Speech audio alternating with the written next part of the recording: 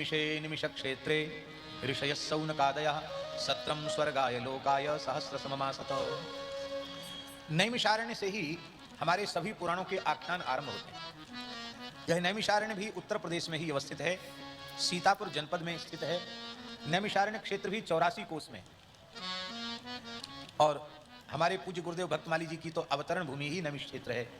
नैमिषारण्य क्षेत्र में गोमती तट पर बसे हुए कान्यकुब्ज ब्राह्मणों के कुर्सी गांव में काश्यप गोत्र में पंडित श्री लक्ष्मण प्रसाद त्रिपाठी जी के गृह में श्री कैलासा माता की दक्षिण कुक्षी से उनका पौष शुक्ला षष्ठी को ब्रह्मवेला में अवतरण हुआ। हमारे लिए तो नैमिष की भूमि गुरुदेव की प्राकट्य भूमि है, इसलिए अत्यंत अत्यंत वंदनीय है।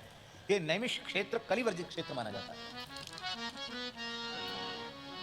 आग लगे फिर कुआं खोदो और फिर पानी से हम आग बुझाएंगे, ऐसा सोचने वाला मूर्ख माना जाता है। आग लगे न लगे, आग लग सकती है, और आग लगने पर उसको बुझाने का क्या साधन हमारे पास है, ये पहले ही सोचकर उसका समाधान कर लेना बुद्धिमानी है। ऋषियों ने विचार किया कि इसी धरती पर कलयुग आ जाएगा। अभी तो द्वापर चल रहा है, फिर कलयुग आ जाएगा, और कलयुग आएगा तो कलयुग का धर्म क्या है? बोले सर्व साधन बाधक। क्या है कलयुग का विशेष धर्म?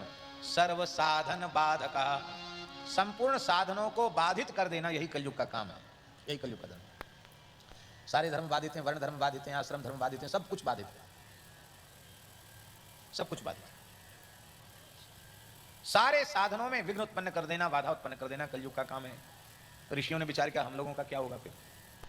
तो आग लगेगी तब पानी बुझाएं, तब कुआं खोद के पानी निकाल के बुझाएंगे। इससे अच्छा है युग तो आएगा, समय आएगा, पर उस समय का दुष्प्रभाव हमारे जीवन पर न पड़े, हमारे साधन में किसी प्रकार का विघ्न उपस्थित न हो, इसके लिए हम सबको भगवान से नीचा। ऋषि शौनक, जो शौनक ऋषि के पुत्र महर्षि शौनक थे, ये शौनक जी, अरे आप लोगों को तो पता होना चाहिए, ये महर्षि भरद्वाज के शिष्य हैं शौनक जी। उन्हीं के चरणों में उन्होंने षडंग वेद, और महर्षि शौनक ने तप करके भगवान की विशेष आराधना करके पुत्र को प्राप्त किया था, जिनका नाम शौनक हुआ। ये बड़े वीतराग थे।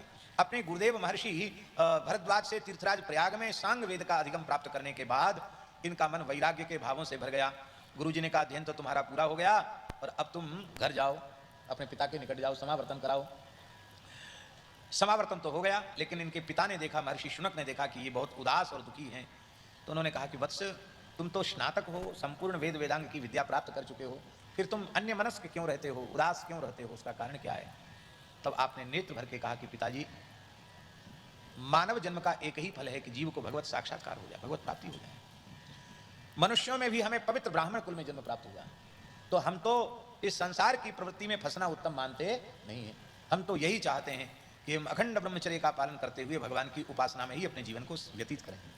उनके पिताजी ने उन्हें यह आज्ञा प्रदान की, और उनके उस भाव से प्रेरित होकर 88,000 ऋषि कुमारों ने भी आजन्म ब्रह्मचारी रहने का व्रत लिया। यही हुए शौनक जी के अनुगत 88,000 ऋषि। ये सब के सब परम ब्रह्मचारी, इन्होंने प्रवृत्ति धर्म को स्वीकार नहीं किया। अब कलयुग आ जाएगा, तब कैसे होगा? तब महर्षि शौनक ने ऋषियों के सहित इसी तीर्थराज प्रयाग में भगवान नारायण की उपासना की। भगवान ने प्रसन्न होकर अपने मनोमय चक्र को अवतरित किया और कहा, ब्रह्मा जी को आदेश दिया। ब्रह्मा जी ने आकर कहा कि भगवान का चक्र है, हे ऋषियों, इस चक्र का आप सब अनुगमन करें। इस धरती पर यह चक्र की नेमी जहां शीर्ण हो जाए और चक्र पृथ्वी को फोड़कर पाताल में प्रविष्ट हो जाए, उस क्षेत्र को तुम कलि वर्जित क्षेत्र मानना। वहां तुम तपस्या करोगे तो कलयुग तुम्हारी तपस्या में विघ्न पैदा नहीं करेगा, युग धर्म का तुम सबके ऊपर प्रभाव नहीं होगा, वो अत्यंत पुनीत क्षेत्र होगा। चक्र का अनुगमन करते हुए शौनकादि ऋषि गए हैं, और जब नैमिषारण्य क्षेत्र में भगवान का चक्र पहुंचा है, तो चक्र की नेमी शीर्ण हुई और चक्र धरती पर गिरा, और वहां से वह पाताल में प्रविष्ट हो गया, जिससे एक तीर्थ प्रकट हो गया, जिस तीर्थ का नाम है चक्र तीर्थ। वो चक्र तीर्थ जो है ना, वही सुदर्शन चक्र के स्पर्श से ही चक्र तीर्थ प्रकट हुआ, और उस चक्र तीर्थ के जल में शौनकादि ऋषि डूबने उतराने लगे, क्योंकि पाताल में वह प्रविष्ट हो गया था, अगाध जल था, कोई थाह नहीं थी जल की, डूबने उतराने लगे। तो भगवती पराम्बा ललिता देवी ने प्रकट होकर के उन ऋषियों की रक्षा की। आज भी भगवती ललितांबा चक्र तीर्थ के निकट ही विराजमान है। नवरात्रि का पुनीत अवसर है, वह पराम्बा का शक्तिपीठ है। बोलो ललितांबा माता की।